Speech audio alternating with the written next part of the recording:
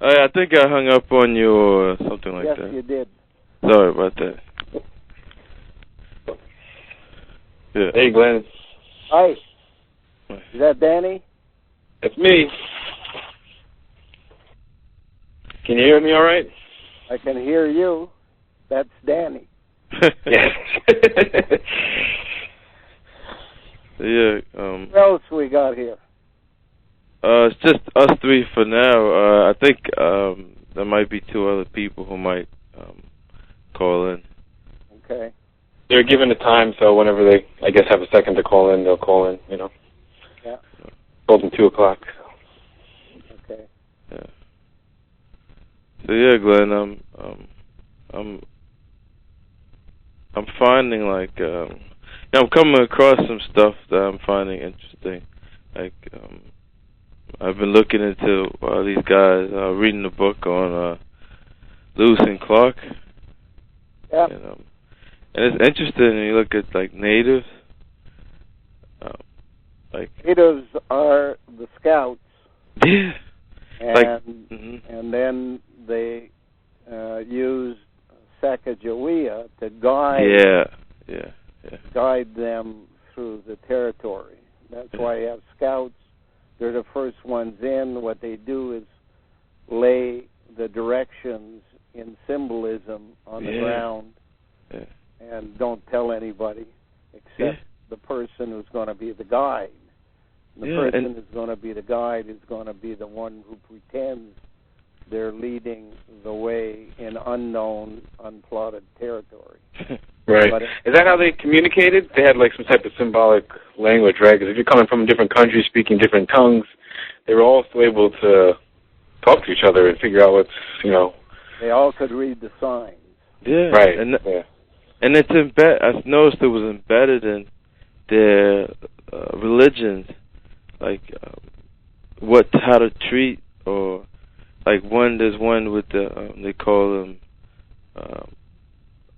Osages, or I think they were called Mandan. Well, if you look at mathematics, it's the same thing. They give you a sign.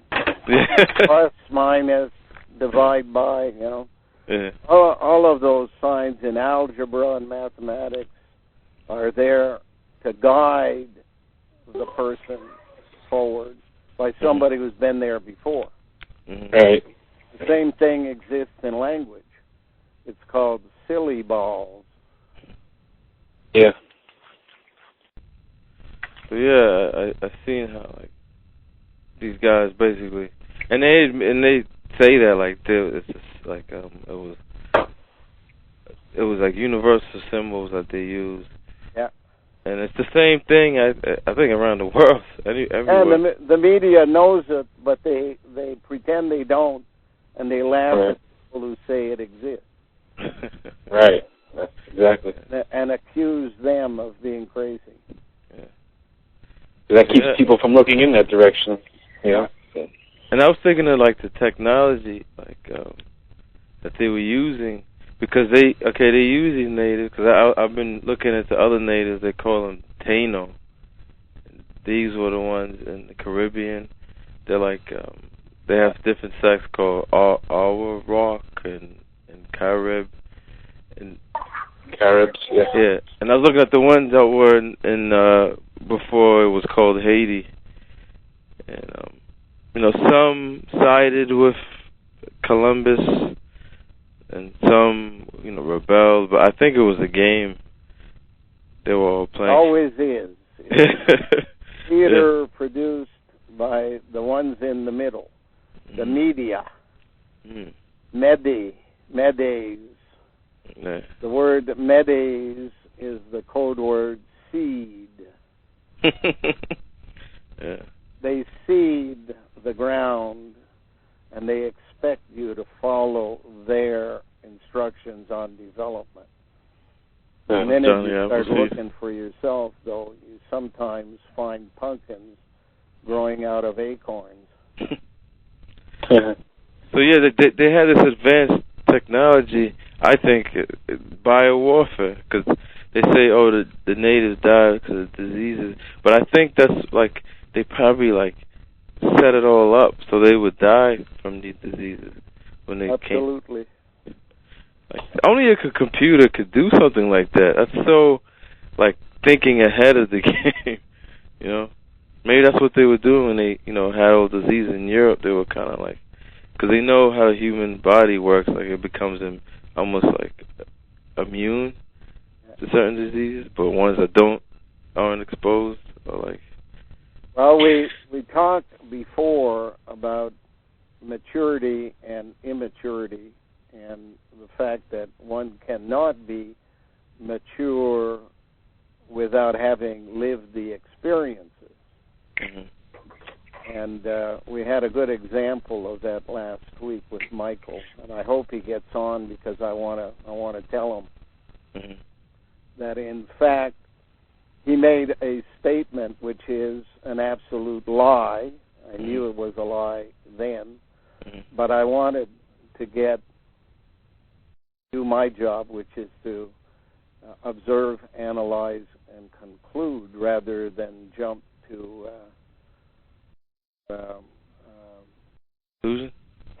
his point of view based upon his immaturity. He made a statement that there were never any hermaphrodites in the human race. And I took his statement and I went to a quote-unquote 55-year-old woman researcher. And I said, if I told you that no such thing as a hermaphrodite exists in the human race except through genetic engineering, what would you say? She said, I'd say you're crazy because the evidence is overwhelming that there is in all species a beginning with woman that then divides and produces genders. So I said, prove it. Someone told you that no such thing existed, what would you say? She said, well, I would refer you to a guy by the name of Saint Hilaire, which sounds a little bit like Hillary. And the fact that he lied a little bit like Hillary, because whenever she feels she needs to take the lead in something, like she did with her story about landing in Iraq with bullets flying all around or whatever. Saint Hilaire did not like the concept of hermaphrodites. It did not fit well with religious belief. It did not fit well with medical practitioners.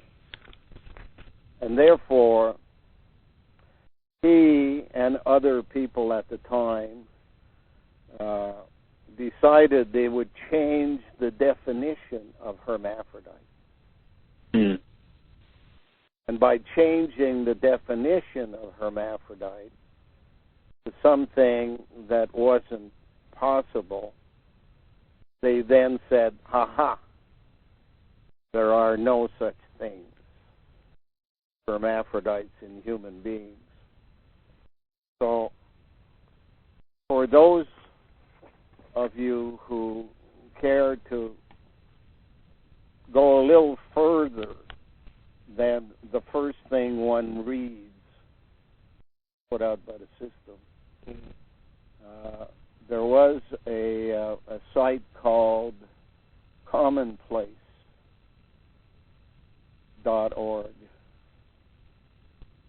Common with a hyphen place.org. Volume 8, number 2, January 2008. Elizabeth Rees, R-E-I-S, completing a book titled Bodies in Doubt, An American History of Intersex, to be published by Johns Hopkins University Press. He is an associate professor of women's and gender studies and History at the University of Oregon. So I leave that with you, and you can tell Michael that when he grows up, he'll learn not to accept something just because he saw it on the mainstream press.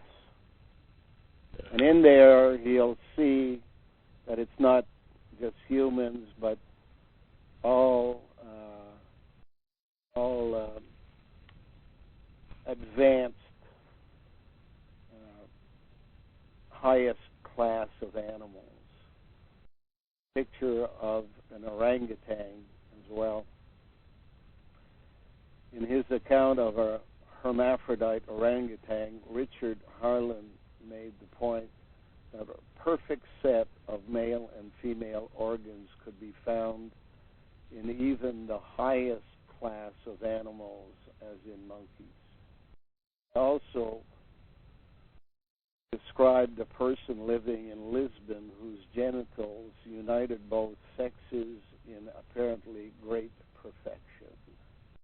Illustrations from Richard Harton, M.D., description of a hermaphrodite orangutan lately living in Philadelphia, published in 1827, courtesy of the New York Academy of Medicine Library.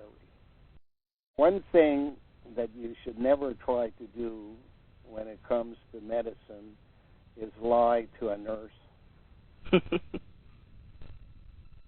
Especially not the director of nursing, or to any doctor who's got access to the medical library, which is different from the library intended for us common folk.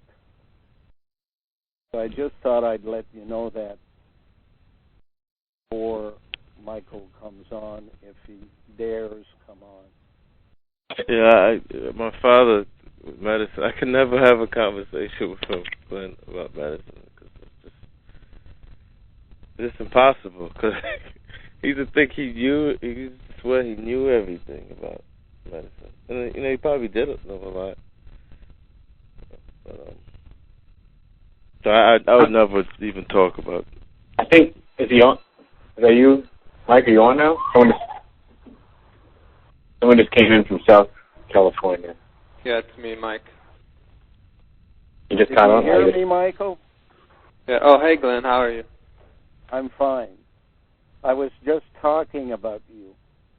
About me? I was talking about the immaturity of young people who believe things they read and make then statements as if they were true, such as you did last week. And what did I do? Saying that I did not want to respond because I'm trained not to respond to things like that, but rather to go forward and get the evidence and then present it, which is something that it is hard for young people to do. And I'm not blaming you in particular, because I used to do the same thing when I was 30 years old. I thought I knew everything. I found out along the way, on my way to 55, that I didn't really know everything. Are you talking about the post about boars? We're talking about the hermaphrodite not being in the human species, which is a lie that was fabricated in the 1800s, late 1700s and 1800s, by the medical profession and a guy by the name of Saint Hilaire. Saint Hilaire was a professional liar who fabricated stories.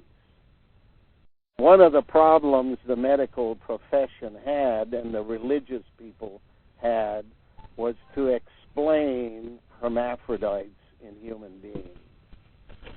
So Saint Hilaire provided the answer by simply changing the definition of what was a hermaphrodite. And then he could escape saying that the people that the doctors were looking at were in fact true hermaphrodites by changing the definition. And I gave the link you can look at, because what I did is I said, if a 30-year-old believes the first thing he reads and doesn't bother checking, I'm going to see if that kind of thing changes in one's life. So I went to a 55-year-old nurse, and I repeated the statement that you had made. And I said, what would you say if you heard that?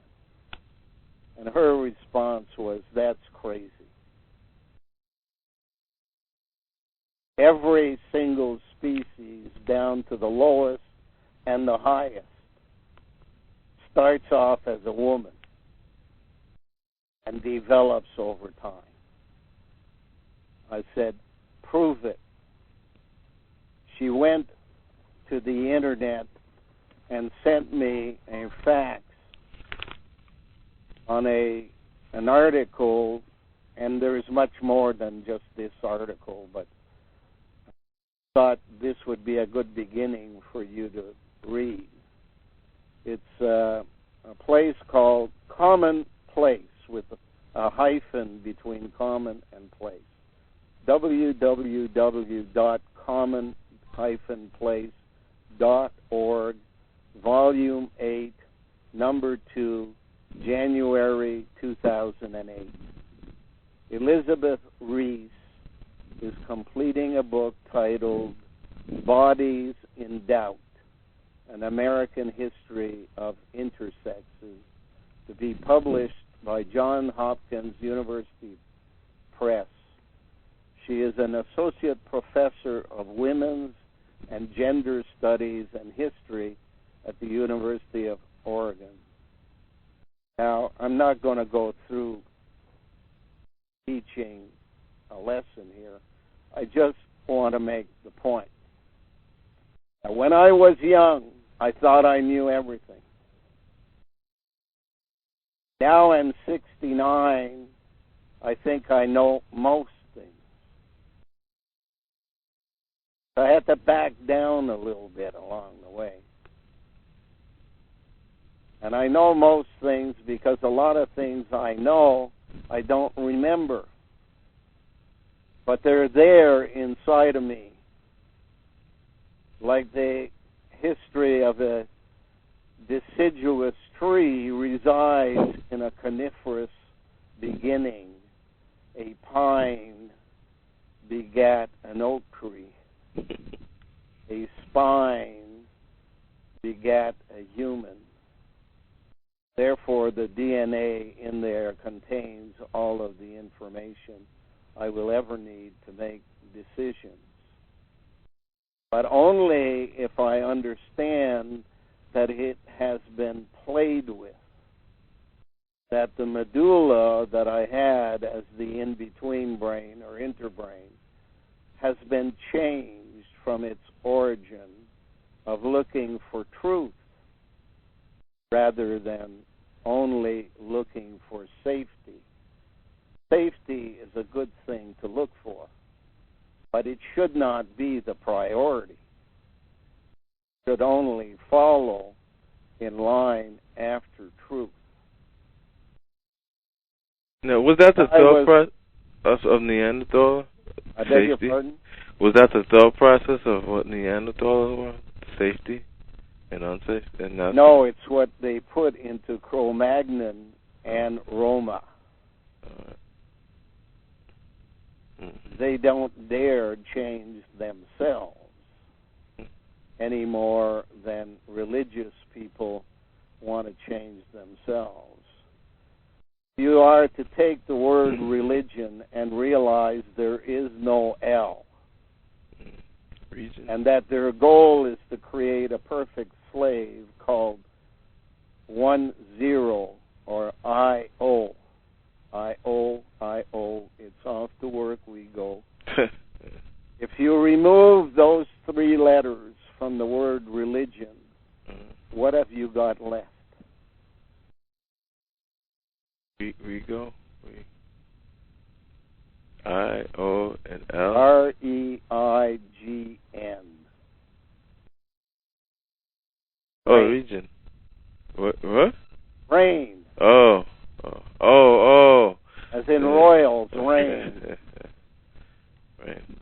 Pull the reins on the rain. If you want to find the truth about anything medical, go to the medical library, pretend you're a doctor, and get access to their books, which are different from our books.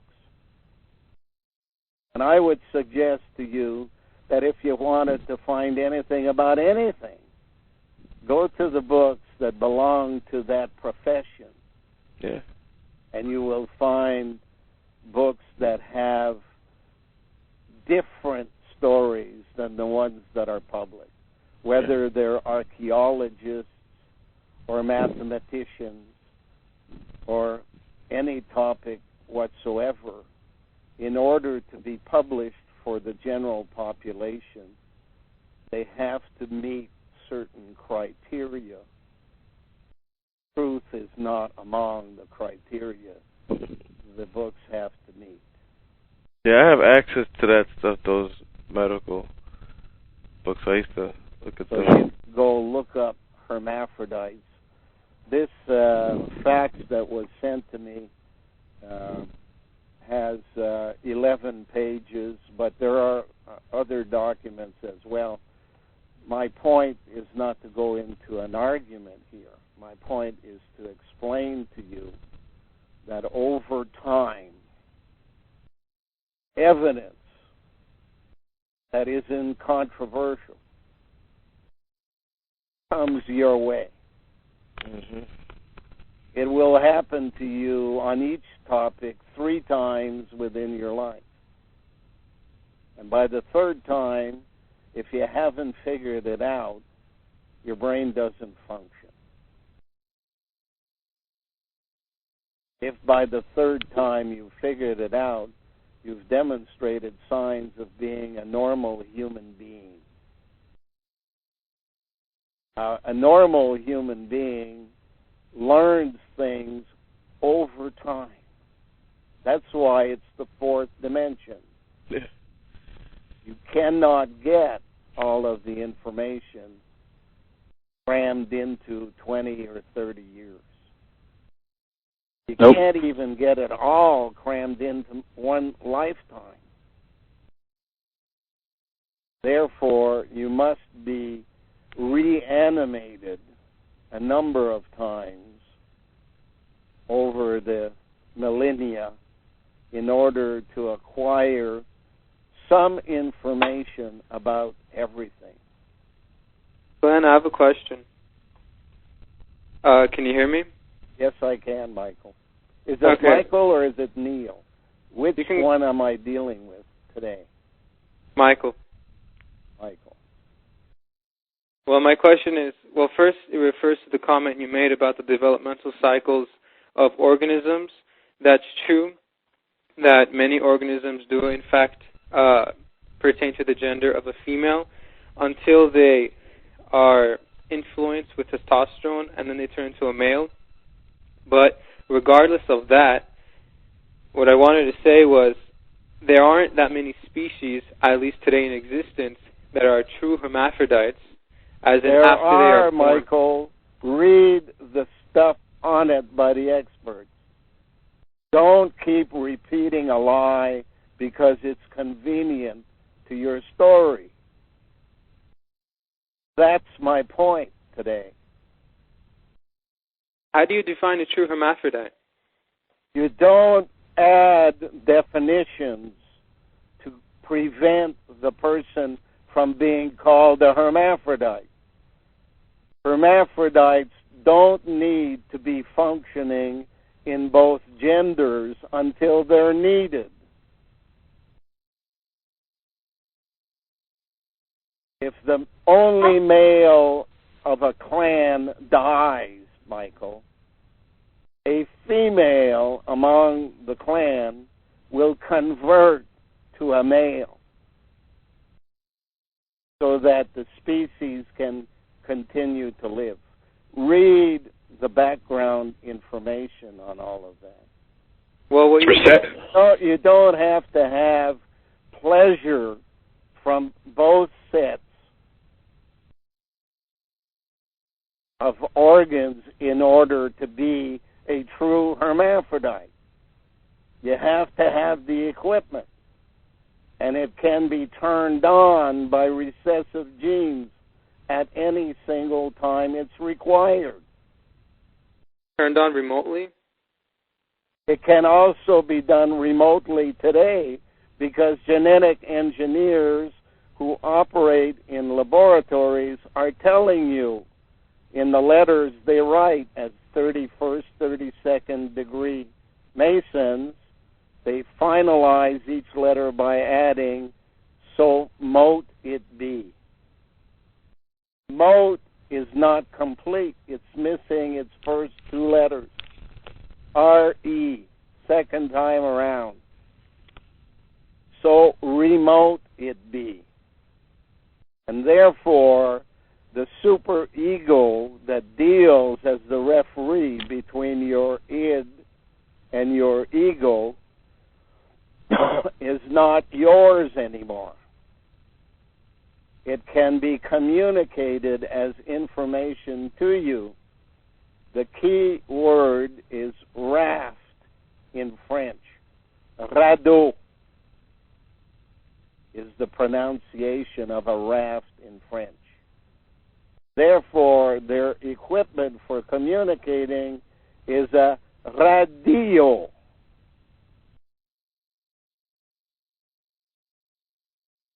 And you hear radio all the time as you drive around, as you walk into places, as you are trying to get peace in the country. Somebody's brought a portable radio they turn on. I have a 72-year-old man that cannot go to sleep at night without the radio playing by his bedside and the light on in the room.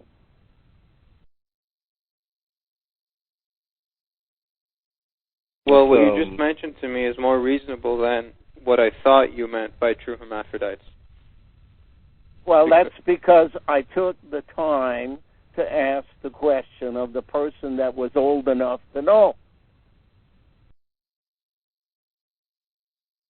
Well, what I if meant I want was... to know how to play hockey, I don't need to ask a 65-year-old. But if I want to know about the things that control my life, medicine, mathematics, geography, geometry, archaeology, I know it's not available to the average person on the street. Therefore, I ask the question, but not just from one person. I need evidence from many people that this kind of stuff is a possibility. Not even a probability.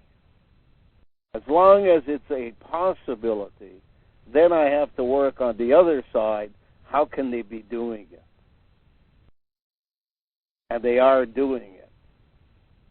The earth doesn't have the word ear in it for nothing. It's a listening device. And if you know anything at all about electronics, you know that if you have a microphone, you also own a speaker. It's the same technology in reverse. Yep. So therefore, if we live on a planet that is an ear, it would be unimaginable that the ear would only be used in one direction. Therefore, why do Buddhists ask you to go to awakened state of sleep? Same. So that you can be programmed without interference. Yeah. That's what meditation is. It has medi in it too, so you got to go through some priest or middleman. That's the clue I see, man. That tells me is stay away from that stuff. See, when I was young, I used to say to a person who had a problem, did you hear the story of so-and-so? That person had a similar problem to yours. That may not be a very good idea. Until you check out the person's story, you may not want to give that person as an example, because the person's story may be exactly what you say it is. But if it ends up in tragedy, if it ends up proving the person loses all appeals to reason, then what you're doing is discouraging a person who has similar problems from trying to solve the problem. And discouraging a person who has a problem from trying to find a solution is not the best thing to do.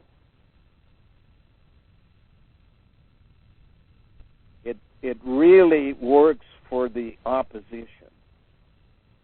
But you cannot be blamed for doing that when you're 20, 30, even 40 years old.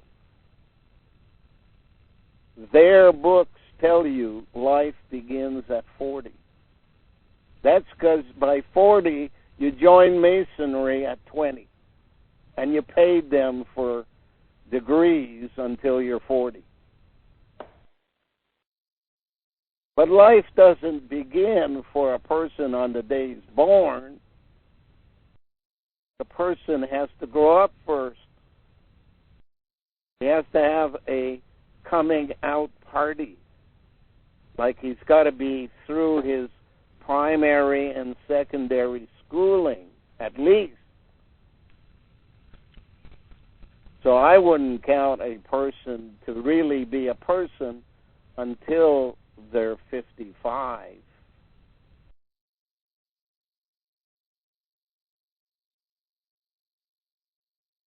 It's only because you need to be faced with the three different opinions, three versions of the same story. And it doesn't happen on your schedule. It happens on creation's schedule. Why is it 3? 3 strikes you're out is the allegory. They created a symbolic game which they call Al-Qaeda ball. Baseball. Al-Qaeda is the word base in Arabic. So, you know how the game is played when you see their allegory.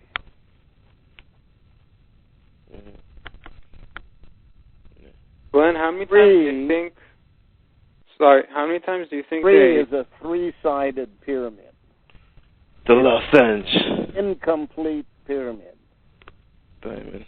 In fact, before you can build a true pyramid, you have to dig a hole so that you can start at a point and come out from the ground to the level of the ground with a square.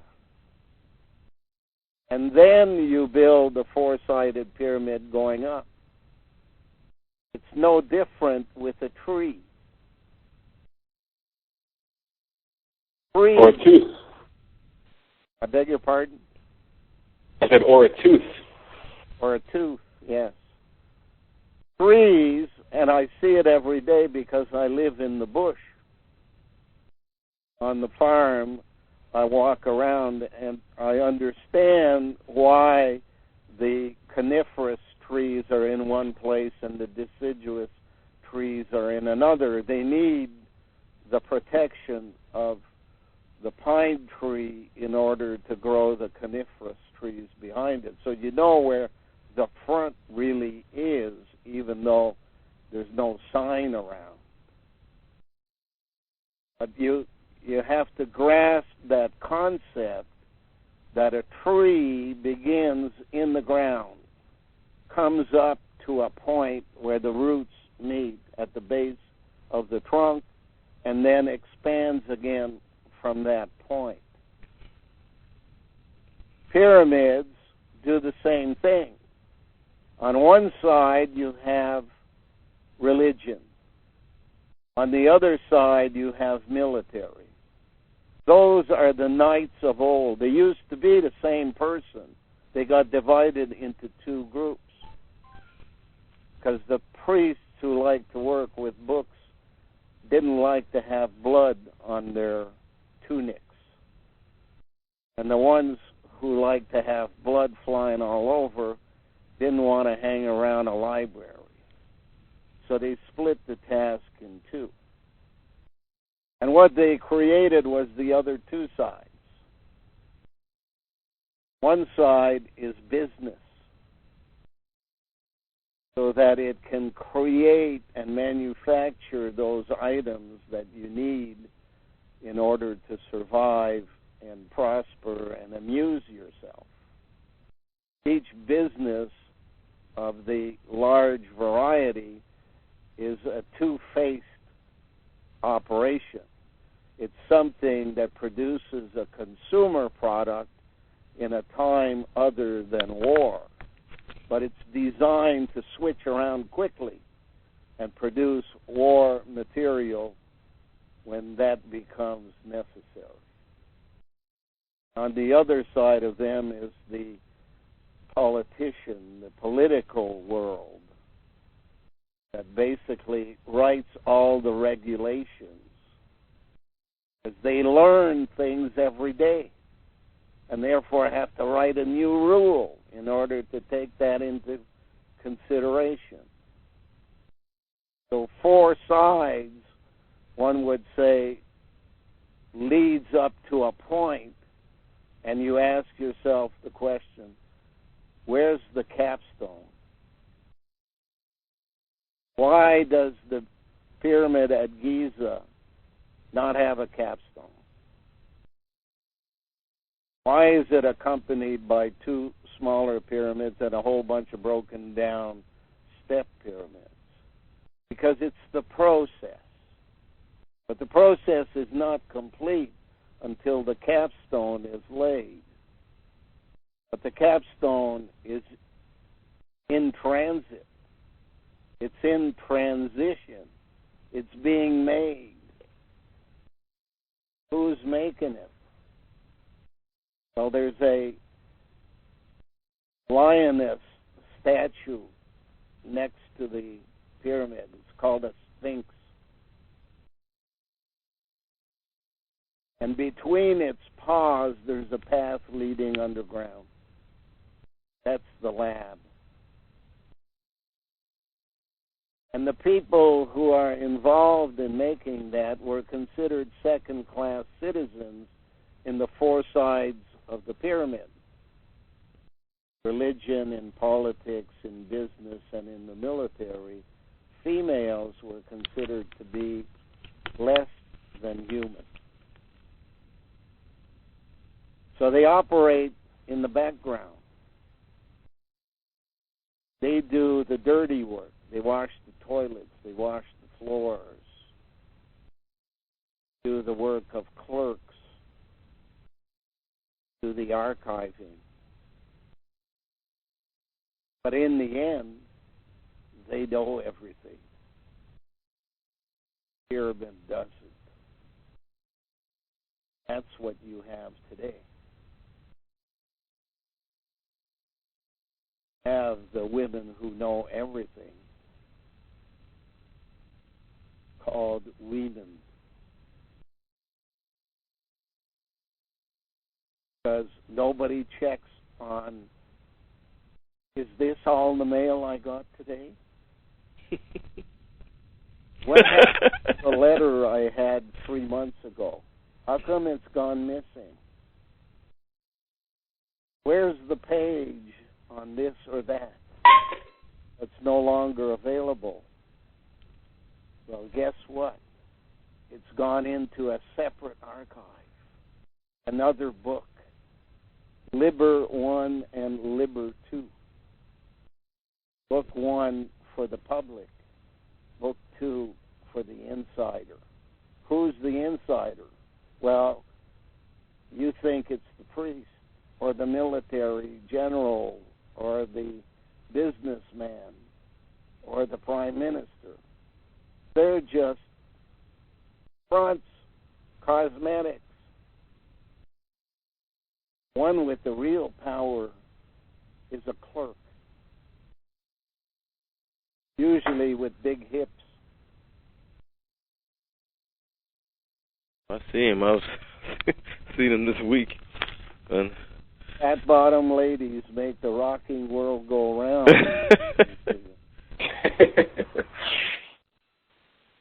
Now, Sphinx, think of it.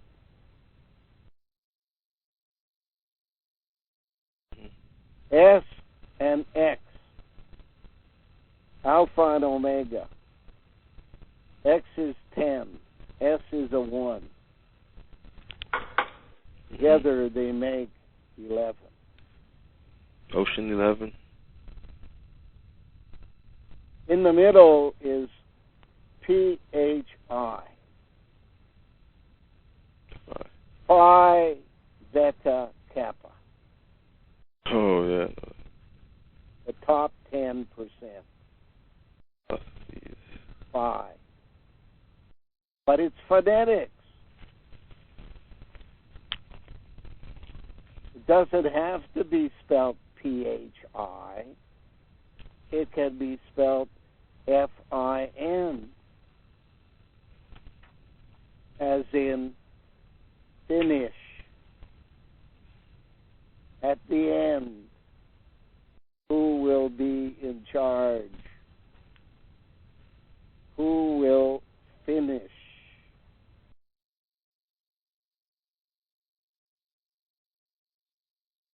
Finland is made up of two groups of people. 4,000 years ago, a group of people called the Golden Hordes arrived in Finland. They had come from the east. 2,000 years ago, another group, Caucasians, came to Finland. The whitest of them all. They came from the west. Today, the Finnish people have the clearest definition in their genome, in their genetic code. Very, very few people have ever wanted to migrate to Finland. They are made up of two groups. Their DNA is about as original as it was at the beginning.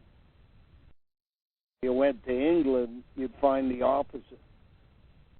Don't know who a person is in England because there's been so many visitors from all over the world there that their DNA is now spread out. And you have to go through a much larger database than you would have to do in Finland. Is it an accident that the second group of white people arrived and they changed the calendar from BC to AD? Is it a coincidence that they wrote an allegory around that time to describe the shelf life of the individual?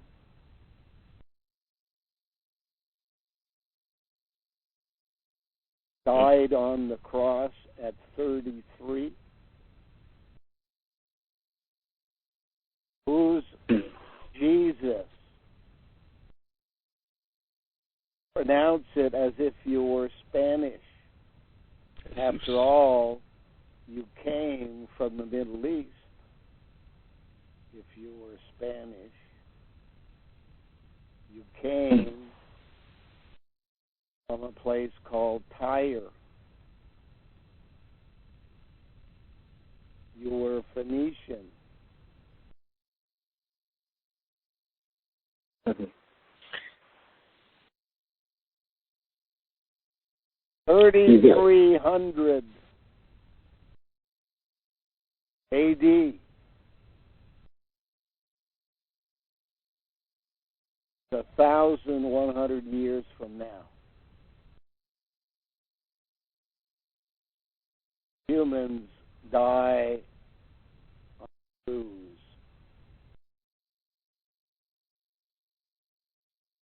Jesus is pronounced, he's us.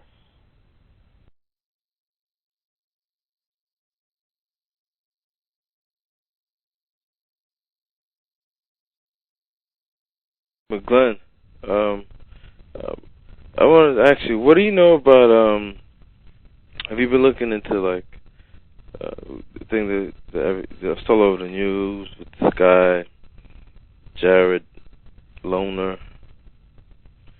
Jared Lee. Huh? Jared Lee Loner. They pronounce it Logner or something like that. But with the whole... Every word, Jared, in every language,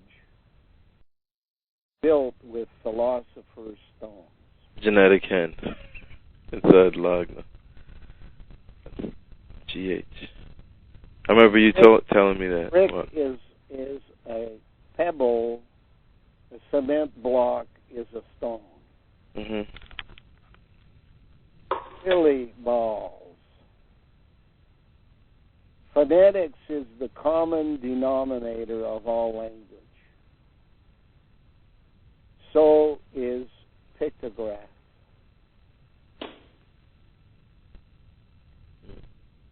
Priests could leave Italy and go to any country in the world. They, in a matter of days, would know what the person was talking about. Not because they spoke their language. That took them years to practice. But because they listened to it in their own language. Yeah. Latin.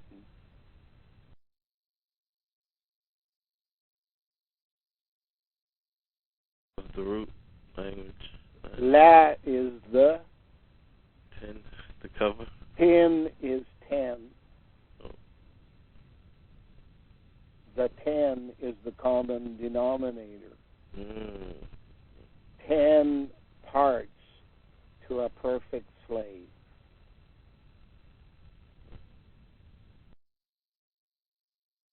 Washington. Ton. 2,000 pounds. The year 2000. Mm-hmm.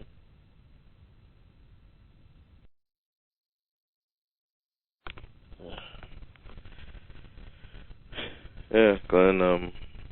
So yeah, I'm not claiming to know everything, Glenn. You know, I'm slowly learning on my own. If you did. What happened? I wouldn't believe you. Yeah. Anybody can claim anything. Yeah. The proof is in the pudding. Yeah. And another thing I've been looking at too, Glenn, because I noticed that you were like, since you're like newspaper, like you do like how you'd mail to like government offices and mail these letters. You do everything. It seemed like in a proper sense, like a legal proper sense. And I started looking at. Do you know anything about contract law? Cause I'm not a lawyer. Oh, okay. I am a non-lawyer. Okay. Because I was looking at that stuff, and it's really interesting. What it's a whole language that they can use, just from talking to a cop or whatever. Like you're going into contracts and stuff, but there is no word that has a single definition. Every word is designed to mean more than one thing. The purpose of that is interpretation. People in charge always want to reinterpret every word based on their needs. You can go, as I have done on a number of occasions, sit in a courtroom, listen to lawyers address a judge, and you will then hear the judge make a determination as to what he really meant. Therefore, one side or the other wins. Similar facts can be presented the next week to the same judge by the same lawyer. The next week, the judge interprets the decision in the opposite direction so that a different person wins the case.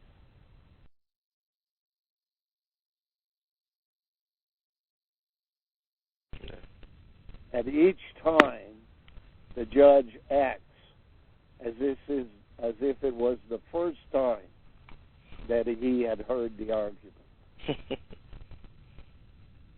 And over a lifetime, the same judge can hear the same argument 50 times and always act like it's the first time. He's looking for space in order to allow the predetermined winner to win. Like, how do you decide who's going to win? Like, if he cannot do it, he obviously makes mistakes so that he can pass it on to a court of appeal who, with a higher knowledge of how you interpret words, can make an opposite decision. Many times, it's very important for the court to lose, as far as they're concerned, the system's side, so that everybody then says the system works and they forget about it. While 5 years down the road, the Court of Appeal overturns the decision. What does that leave someone like me? No place. No different than anybody else. There's nobody in the world that has an out from the system. You can't go that direction. You can't try to fix something that was designed to be rigged from the beginning. Mm-hmm. You have to stop going that way and wasting time. You have to change direction completely and look for a totally different approach. And it cannot be based on words. But that's for me. Like I can say that for me, but for everybody. Think of democracy as a person who is equal to all others because he bought a $5 card. What's to stop an organization of thousands of religious people, thousands of media people, thousands of military people, thousands of politicians, corporations, whatever? What's to stop that group from handing out a $5 card? Say, go to that place, join up, and vote our direction.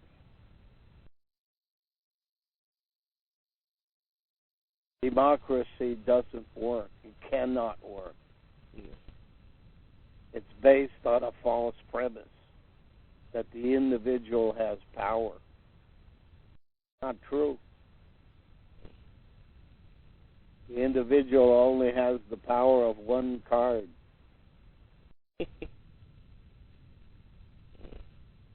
Because you say that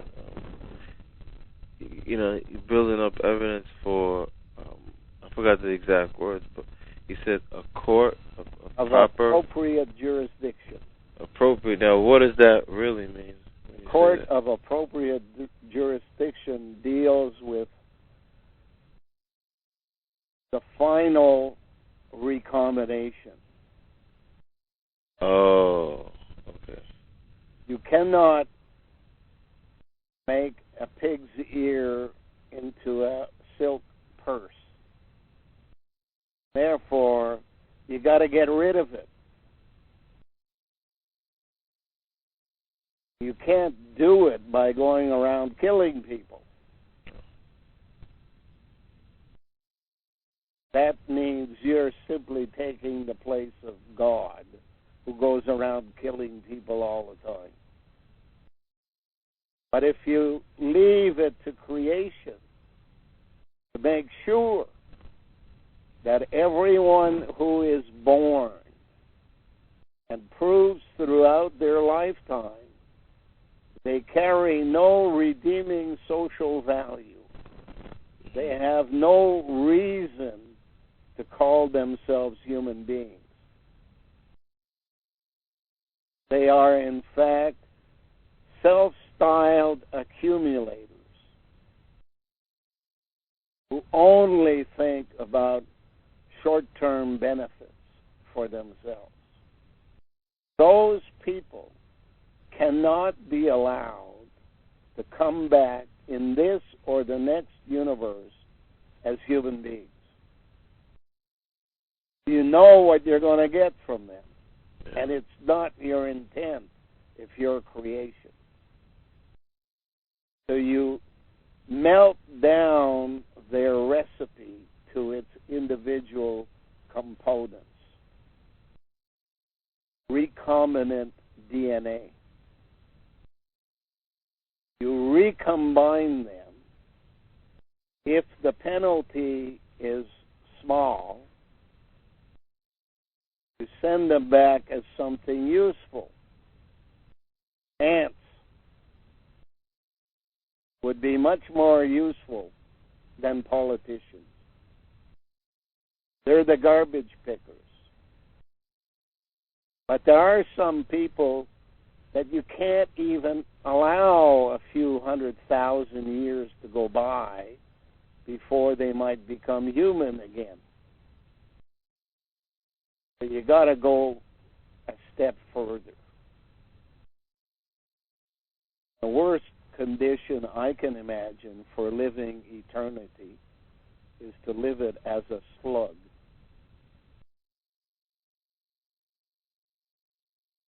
The dirt beside the ocean.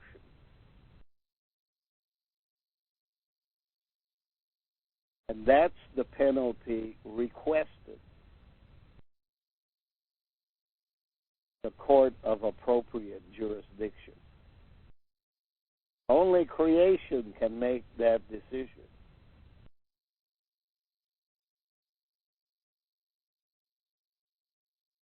Not us. So all I have to worry about, I have to do my job. That's what I'm here for, right? There's only one way to get out of the mess we're in. That's to tell creation that with the experience 13.7 billion years of this universe, 4.5 billion years of this planet, something went wrong. We know that creation wanted us to be free, wanted us to be equipped with a talent that would allow us to do something we consider enjoyable all day long, wanted us to have the food we needed simply by picking it up off the ground or from a tree. But that's not what we got. What happened? What we got is a promise from creation. Ask and you shall receive. And somebody asked to be in charge. And we call that hijacker God. And once he got in charge, he changed the rules.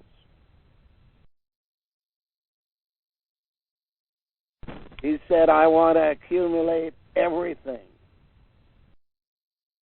in this city, in this country, on this continent, on this planet, on all the other planets in the solar system, and everything in the Oort cloud, and everything beyond that. The minute he did that, the timing belt slipped. And everything in evolution turned to evolution.